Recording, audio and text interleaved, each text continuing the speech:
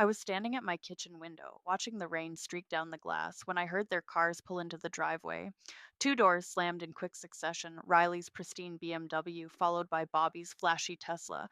My heart should have lifted at the sight of my children coming to comfort me in my grief.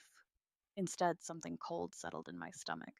My name is Prudence, and 3 weeks ago I buried the love of my life after 42 years of marriage. Harold had been everything to me, my anchor, my adventure partner, my reason for getting up each morning. Now the house felt like a museum of memories, every corner whispering his name. Mom, Riley called out as she burst through the front door without knocking. At 38, my daughter had perfected the art of making every entrance feel like a business meeting. Her heels clicked against the hardwood floors Harold had installed himself 20 years ago. Bobby followed behind her, all smiles and expensive cologne. Hey, Mom, how are you holding up? I'm managing, I said, accepting his brief hug. Coffee's fresh if you want some. Actually, we need to talk, Riley said, setting her leather briefcase on the dining room table, the same table where we'd shared thousands of family meals. Jasmine couldn't make it today, but she sends her love. I poured 3 cups of coffee, my hands steadier than I felt. What's on your mind? Riley pulled out a folder, thick with papers. We've been thinking about your situation here, and we're worried about you. Worried? I sat down across from them, cradling my mug. This house is too big for one person, Bobby said, his voice gentle but insistent. The maintenance alone must be overwhelming. The property taxes, the utilities, the upkeep. Your father and I managed just fine, I interrupted. But Dad's not here anymore, Riley said, her tone sharpening. And frankly, Mom, you're not getting any younger. What if something happens? What if you fall down those stairs? What if I live my life? The words came out harsher than I intended. Riley exchanged a look with Bobby. We're just being practical. We've done some research, and there are some lovely senior communities nearby. Much more manageable, safer. I stared at her. Senior communities. Independent living, Bobby added quickly. Very nice places, golf courses, activities, people your own age. People my own age, I repeated. Riley leaned forward. The thing is, Mom, this house is worth a lot of money. The market's hot right now. We could get top dollar, and then you'd have plenty to live comfortably wherever you choose. There it was. The real reason for this visit. You want me to sell the house. We want you to be practical, Riley said. Think about it. You'd have financial security, a smaller place to maintain, and she hesitated. And? I prompted. Bobby cleared his throat. Well, there's the inheritance to consider. Dad's life insurance, the house equity, it's all just sitting here. If something happened to you, the estate taxes alone would eat up a huge chunk. I felt something crack inside my chest. I see. We're not being greedy, Riley said quickly. We're thinking about Samuel's college fund, about our futures, about being responsible with the family wealth. Family wealth? As if Harold and I hadn't worked 60-hour weeks for decades to build this life. As if every dollar hadn't been earned through sacrifice and love. How long have you been planning this conversation? I asked. Planning? Bobby looked genuinely confused. Mom, we're just trying to help. Help. I stood up, walking back to the window. The rain had stopped and a patch of sunlight was breaking through the clouds. Your father's been gone 3 weeks. 3 weeks, and you're already dividing up his legacy. That's not fair, Riley snapped. We loved Dad too. Did you? I turned to face them. Because the children who loved their father might have waited more than 3 weeks before suggesting I abandon the home he built for us. Nobody's suggesting you abandon anything, Bobby said. We're suggesting you make a smart financial decision. I looked at my children, really looked at them. Riley in her power suit, checking her phone even now. Bobby with his practiced smile and empty eyes. When had they become strangers to me? You know what? I said finally. You're right. They both straightened, surprised by my sudden agreement.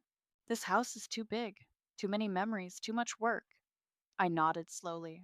I'll call a realtor tomorrow. Riley's face lit up. Really? Mom, that's wonderful. You won't regret this. But as I watched them gather their papers and prepare to leave, already discussing market values and timeline expectations, I felt something I hadn't experienced in decades. Pure, crystalline rage, and underneath that rage, something even more dangerous. A plan. The next morning, I called Simon McGregor.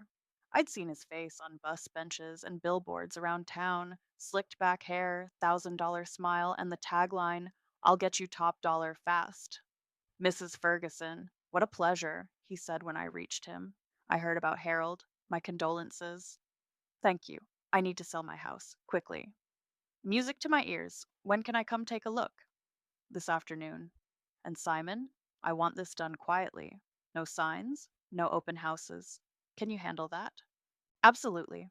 I have a list of investors who love off market properties, cash deals, quick closings. Perfect. An hour later, my sister Sylvia showed up at my door with a bottle of wine and a suspicious expression. Olive called me, she said, pushing past me into the kitchen. She said you were acting strange at book club yesterday. I'm fine. Fine? Sylvia set the wine on the counter with a thunk. Prudence, you agreed to sell Harold's house, the house he built with his own hands. That's not fine. That's insane. I poured myself coffee, ignoring the wine. Riley and Bobby made some good points. Riley and Bobby made some greedy points. Sylvia grabbed my shoulders. What's really going on? Before I could answer, Olive knocked and let herself in through the back door. At 67, she still moved like the dancer she'd been in her youth. Intervention time, she announced, settling into Harold's chair at the kitchen table. Spill. I looked at my sister and my best friend, the two women who'd known me longer than anyone except Harold. They want their inheritance. We figured that much, Sylvia said. The question is, what are you going to do about it? I'm going to give them exactly what they asked for. Olive raised an eyebrow, which is a lesson in being careful what you wish for. The doorbell rang before either of them could respond. Simon stood on my porch in a suit that probably cost more than most people's monthly salary. Ladies, he said, nodding to Sylvia and Olive as I introduced them. Shall we take a look around? For the next hour, Simon measured and photographed while making appreciative noises about the crown molding, the hardwood floors, the updated kitchen. Sylvia and Olive watched from the living room, whispering between themselves. This is a beautiful property, Simon said finally. Prime location, excellent condition. I'm thinking we list at 850, but honestly, with the right buyer, we could see 900, maybe more. How much more? Well, there's a developer who's been eyeing this neighborhood. He's looking to tear down and build luxury condos. He might go as high as 1.2 for the right property. Sylvia choked on her wine. 1.2 million? I asked. Cash, 30-day closing, no inspections, no contingencies. Set up the meeting. After Simon left, Olive and Sylvia stared at me like I'd grown a second head. Prudence, Olive said carefully, what exactly are you planning? I'm planning to sell my house, just like my children suggested. And then? Then I'm going to live my life. My phone buzzed. A text from Riley. How did the realtor meeting go? Any timeline yet? I typed back, very promising. We'll know more soon. Another buzz, this time from Bobby. Mom, just want you to know how proud we are of you for making this decision. Dad would be proud too. I stared at that message for a long moment. Harold would be proud? Harold, who'd spent every weekend for 2 years hand sanding those floors? Harold, who'd planted every tree in our backyard? Harold, who told me just months before he died that this house was our legacy? What are you thinking about? Sylvia asked. Harold and I always talked about traveling Europe, Asia, South America. We had a whole list of places we wanted to see. You still can, Olive said gently. We had a travel fund. $15,000 we'd been saving for years. Harold always said we'd use it when he retired. I laughed, but it came out bitter. He never got the chance. So use it now, Sylvia said. 15,000 doesn't go very far these days. But 1.2 million does, Olive said slowly, understanding dawning in her eyes. I smiled for the first time since Harold's funeral.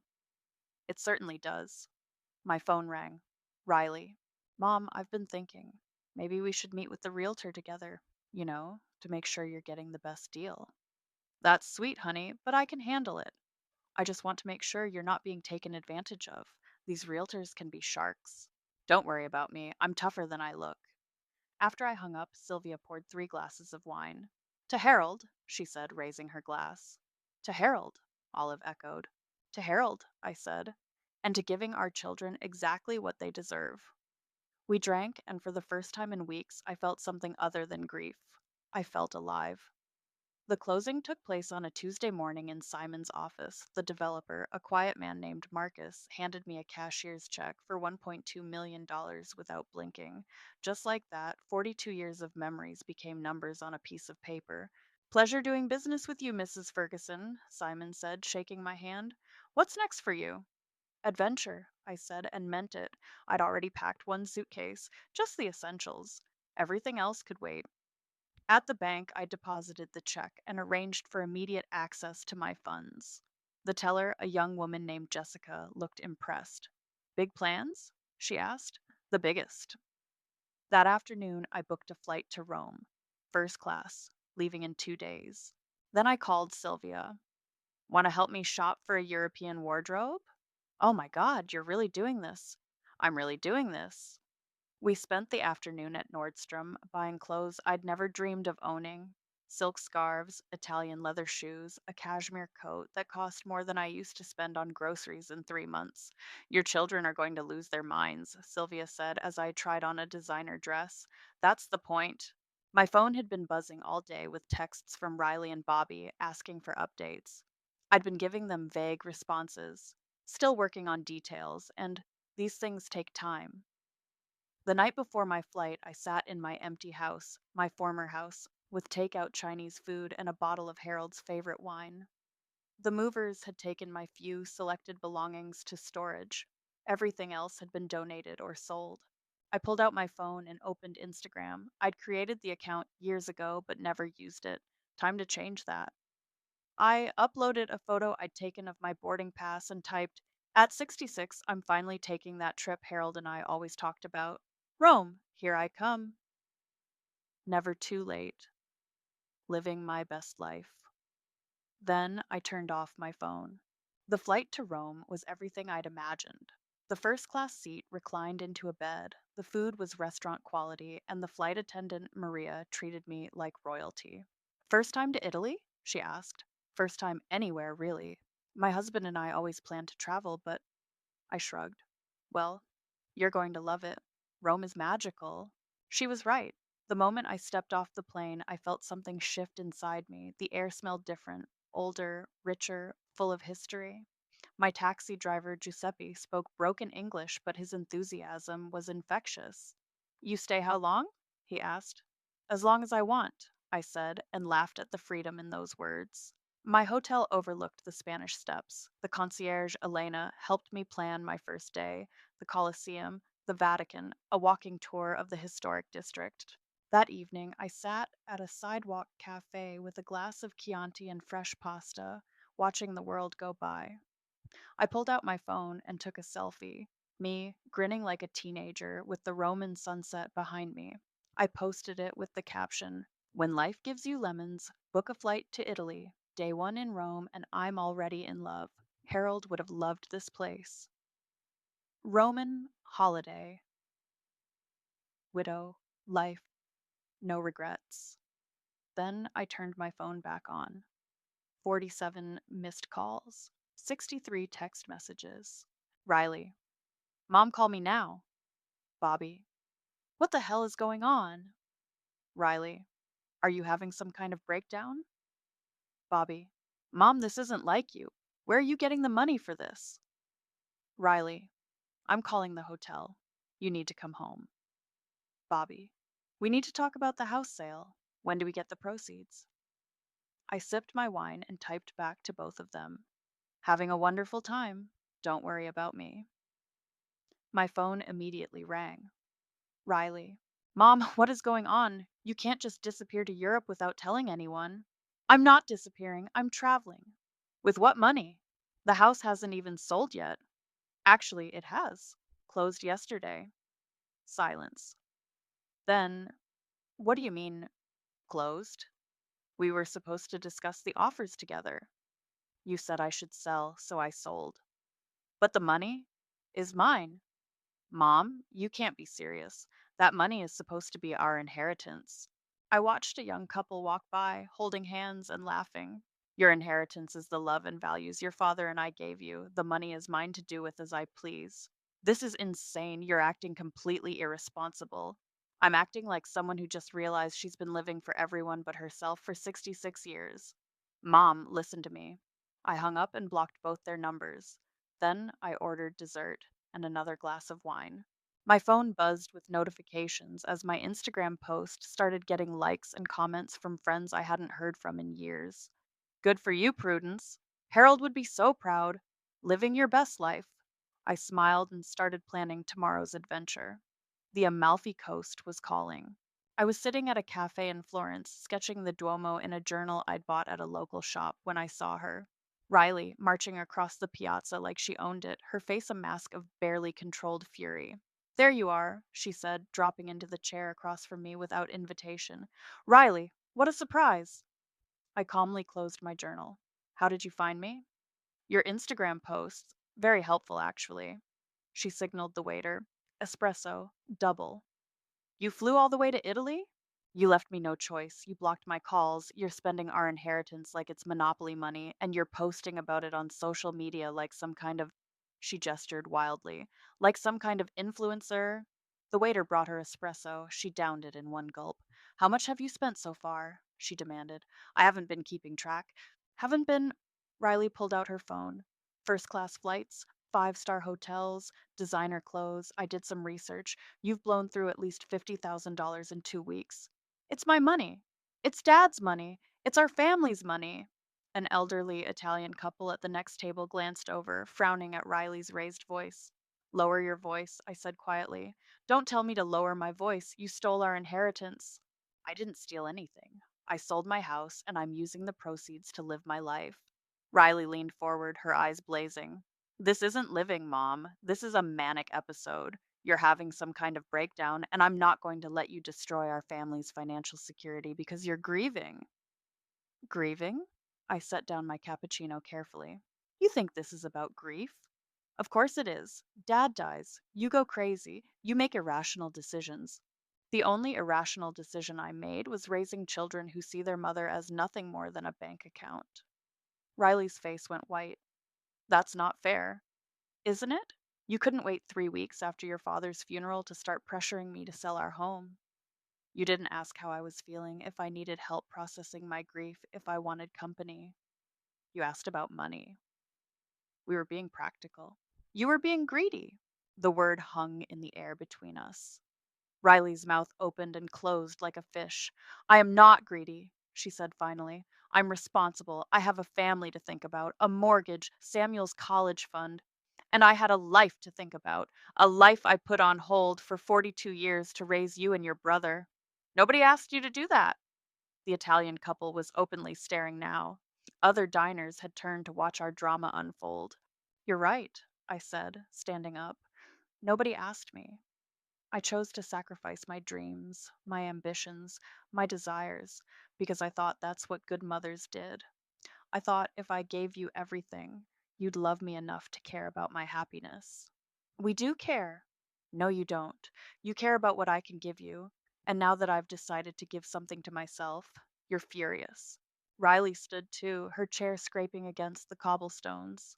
This is ridiculous. You're 66 years old. You should be thinking about retirement, about security, about leaving something for your grandchildren. I'm thinking about living while I still can. By throwing away our inheritance on some midlife crisis fantasy. By finally doing what Harold and I dreamed of doing together. Riley's expression softened slightly. Dad wouldn't want this. He'd want you to be sensible. Your father would want me to be happy. Something you've never cared about. That's not true. When was the last time you asked me what I wanted? Not what I could do for you, not what I could give you, but what would make me happy. Riley opened her mouth, then closed it. Exactly. I picked up my purse. I'm going to see the Uffizi this afternoon. You're welcome to join me, but only if you can behave like a daughter instead of a debt collector. Mom, wait. But I was already walking away, my heart pounding with adrenaline and something that felt suspiciously like pride. My phone buzzed, a text from Bobby. Riley says you're being completely unreasonable. We're going to have to take legal action if you don't stop this madness. I typed back, good luck with that. The money is legally mine, and I'm legally allowed to spend it however I choose. His response came immediately. We'll see about that. I'm calling our lawyer. I turned off my phone and bought a gelato from a street vendor, pistachio and dark chocolate. It tasted like freedom. I was sipping champagne on a Seine River cruise when Simon called. Prudence, I've got some interesting news. Your son Bobby has been calling my office every day this week.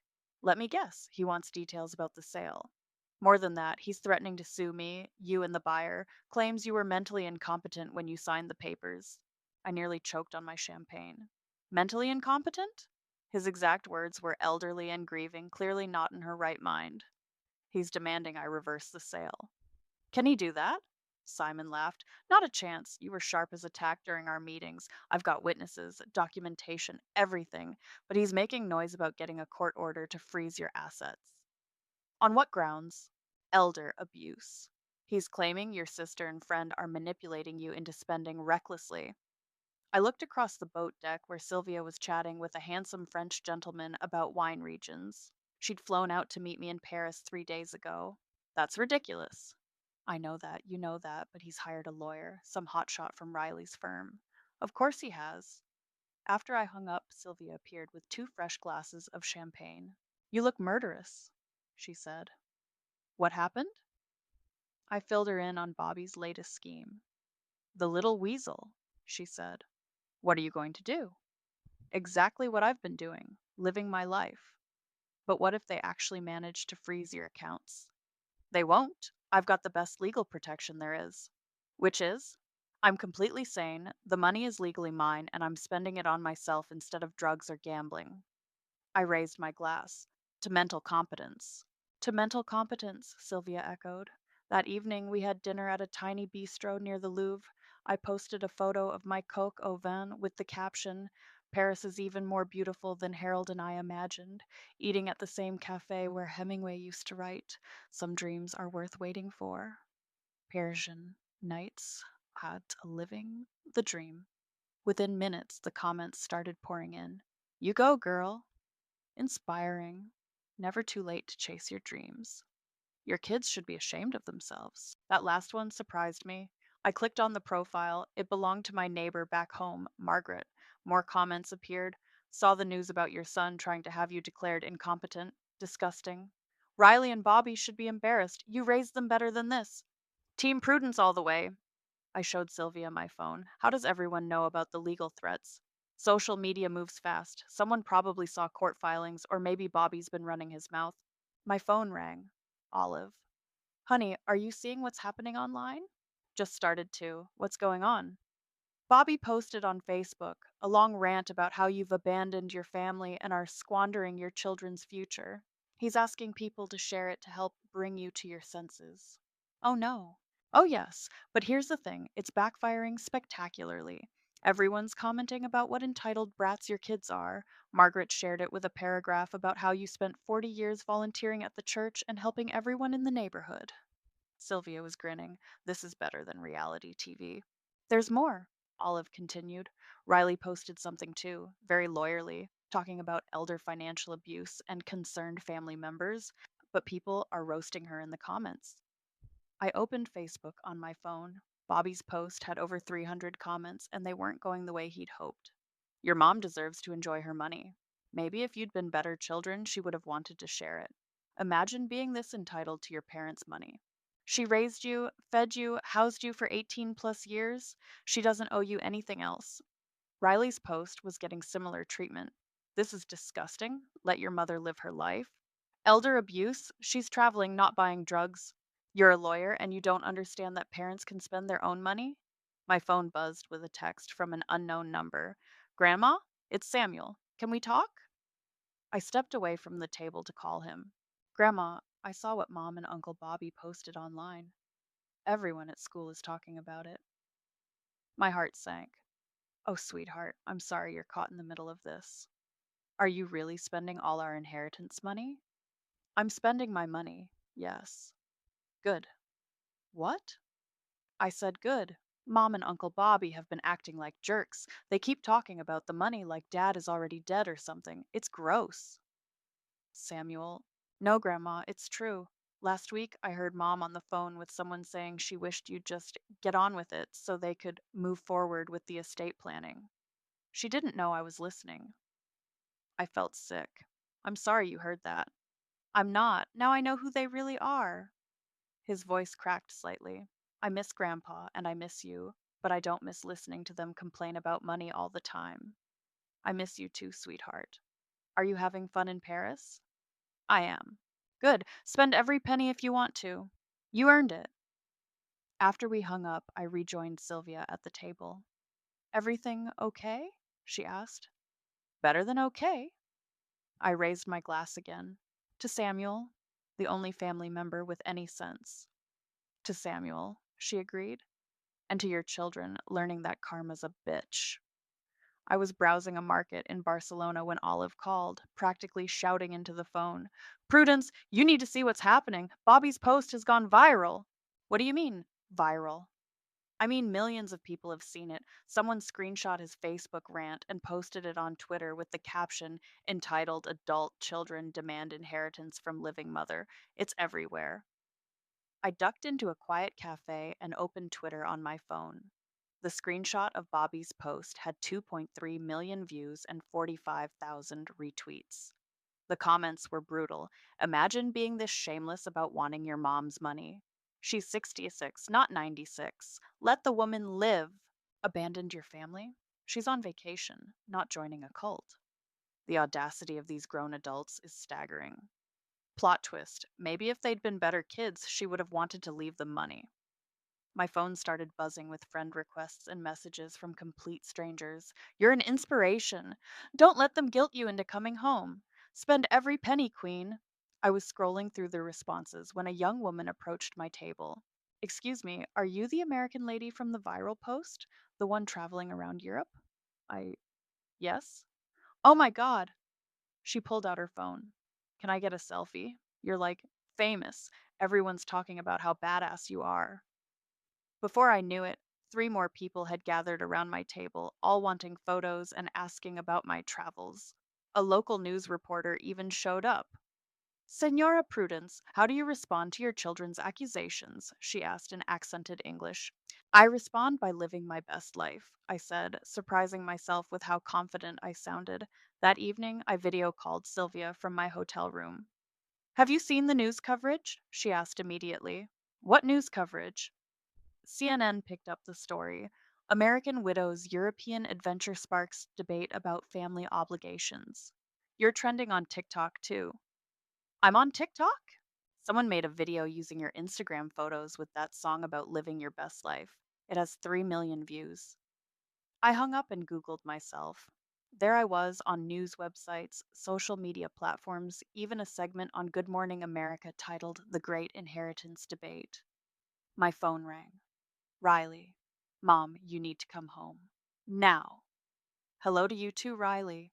Do you have any idea what you've done? I'm getting calls from reporters. My law firm is asking questions, and Bobby's boss saw the viral post. We're being humiliated. You're being held accountable. For what? Caring about our family's financial future? For treating me like an ATM instead of your mother. That's not. Look, this has gotten completely out of hand. People are calling us greedy, entitled, horrible children, and my own colleagues are making jokes about it. Maybe you should have thought about that before you decided to air our private business on social media.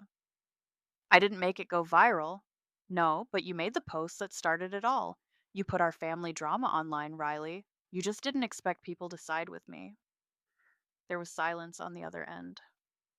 Jasmine thinks we should apologize, Riley said finally. Jasmine's smarter than both of you. This isn't a joke, Mom. Bobby's company is reviewing his position because of the negative publicity, and I'm up for partner this year. Then maybe you should have considered the consequences before you tried to have me declared mentally incompetent. We were trying to protect you. You were trying to control me? There's a difference. After I hung up, I ordered room service and opened my laptop. The comments on my latest Instagram post were overwhelming. You're living the life Harold would have wanted for you.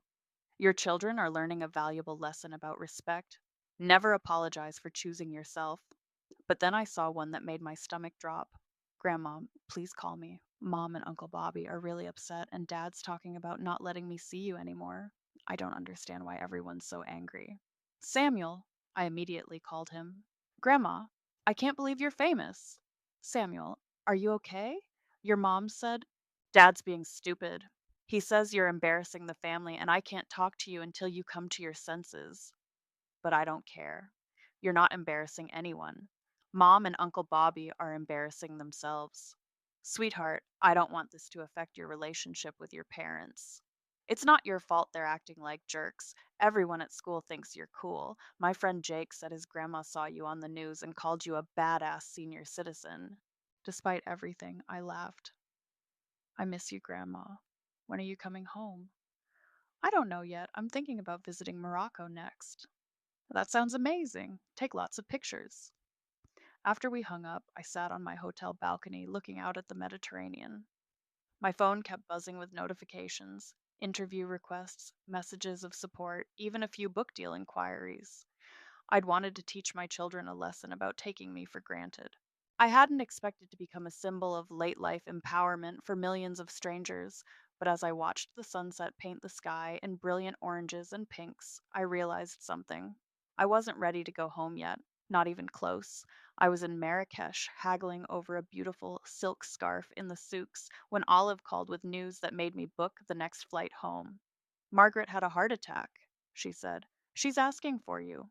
Margaret had been my neighbor for 25 years, the woman who'd brought casseroles when Harold was sick and helped me plant my garden every spring. I was on a plane within 6 hours. The funeral was held at St. Mary's, the same church where Harold and I had been married. I slipped in quietly, wearing the black dress I'd bought in Paris, and took a seat in the back. Prudence? I turned to see Father Michael approaching with a warm smile. I heard you were traveling the world. How wonderful. It's been an adventure. Margaret talked about you constantly these past few weeks. She was so proud of you for showing those ungrateful children of yours what's what. Her words, not mine. Before I could respond, I heard familiar voices near the entrance. Riley and Bobby had arrived with their families. They spotted me immediately. Mom, Riley said, approaching cautiously. We didn't know you were back. I'm not. I'm here for Margaret. Bobby stepped forward. We need to talk. After the service. The funeral was beautiful. Margaret's daughter spoke about her mother's fierce independence and loyalty to friends. When she mentioned how Margaret had cheered on Mrs. Prudence's European adventure from her hospital bed, several people turned to smile at me. Afterward, at the reception in the church hall, I was surrounded by neighbors and old friends. Prudence, you look amazing, said Janet from down the street. That European sun did you good. We saw you on the news, added Tom from the corner house. Good for you, standing up to those kids of yours. I noticed Riley and Bobby standing by themselves near the coffee table, people actively avoiding them. Jasmine looked mortified, while Bobby's wife had stayed home entirely. Samuel broke away from his parents and ran over to hug me.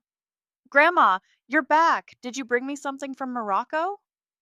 Samuel, get back here, Riley called sharply. It's okay, I said, pulling a small wooden camel from my purse. I got this for you in the Medina. His face lit up. This is so cool. Tell me about Morocco. Samuel. Riley's voice was ice cold. Come here, now. The boy's face fell. He hugged me quickly and whispered, I'm sorry they're being mean to you. As he walked back to his parents, I heard Riley hiss, We talked about this. You're not supposed to encourage her. That's when something inside me snapped. I stood up, my chair scraping against the linoleum floor. The conversations around me gradually died as people sensed the tension. Riley, Bobby, could I have a word with you outside? Mom, this isn't the place, Riley started. You're absolutely right. This isn't the place for you to discipline your son for showing affection to his grandmother, but since you brought it here, let's finish it here. The entire room was watching now. Olive appeared at my elbow, ready to support me. For 42 years, I put my children first, I said, my voice carrying clearly across the silent room. I gave up college to raise you. I worked 2 jobs to pay for your education. I sacrificed my dreams, my ambitions, my desires because I thought that's what love looked like. Mom, please, Bobby tried to interrupt. I'm not finished. The authority in my voice surprised even me. 3 weeks after your father died? 3 weeks, you came to my house demanding I sell it so you could get your inheritance. Not asking how I was coping, not offering to help me grieve, but demanding money. Riley's face was bright red. That's not how it happened. That's exactly how it happened. And when I decided to use my own money to fulfill the dreams your father and I shared, you tried to have me declared mentally incompetent. Gasps rippled through the room. You posted our private family business on social media, calling me selfish and irresponsible for daring to spend my own money on myself. You threatened to take away my grandson because I wouldn't hand over my life savings. Samuel looked stricken. Jasmine put her arm around him protectively. And now, at Margaret's funeral, a woman who understood what loyalty and friendship meant, you're forbidding your son from hugging his grandmother because you're angry that I chose happiness over your greed. We're not greedy, Riley started. Then what would you call it? I asked. What do you call demanding your inheritance from a living parent? What do you call trying to control how I spend money I earned? What do you call punishing a child for loving his grandmother? The room was dead silent. Your inheritance was never money, I continued. It was the love, values, and opportunities your father and I gave you. But somewhere along the way, you decided that wasn't enough. You wanted a financial reward for being born. Bobby's jaw was clenched tight. So what now? You're going to cut us off completely? I'm going to live my life. And if you ever want to be part of it again, you'll need to figure out how to love me for who I am, not what I can give you. I picked up my purse and walked toward the door. Samuel broke free from his parents and ran after me. Grandma, wait! I knelt down to his level. I love you, sweetheart. Don't ever forget that. I love you too. Are you leaving again? For now. But I'll always be your grandmother, no matter what anyone says. As I walked to my rental car, I heard Olive behind me. Prudence, that was magnificent. Was it too much? Honey, it was exactly enough. I was sitting in a riad in Marrakesh, writing in my journal, when my phone buzzed with a notification that would change everything. My Instagram post from the church confrontation had been shared by someone who'd been there. The video showed me standing up to Riley and Bobby, defending my right to live my own life. It already had 500,000 views. The comments were overwhelming. This woman is a legend. Every parent should show this to their entitled adult children. The way she stood up for herself gave me chills. That grandson running to hug her at the end made me cry. But it was the private message that caught my attention. Mrs. Prudence, my name is Amanda Chen, and I'm a literary agent. I'd like to discuss a book deal with you. Your story is resonating with millions of people. Would you be interested in telling it properly? I stared at the message. A book deal. My phone rang. Sylvia. Have you seen the news? She asked breathlessly. What news? Riley's law firm let her go. Conduct unbecoming or something like that. Apparently, the viral video was the last straw after all the negative publicity.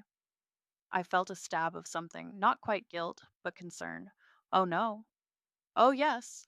And Bobby's company fired him too. Something about not representing their values.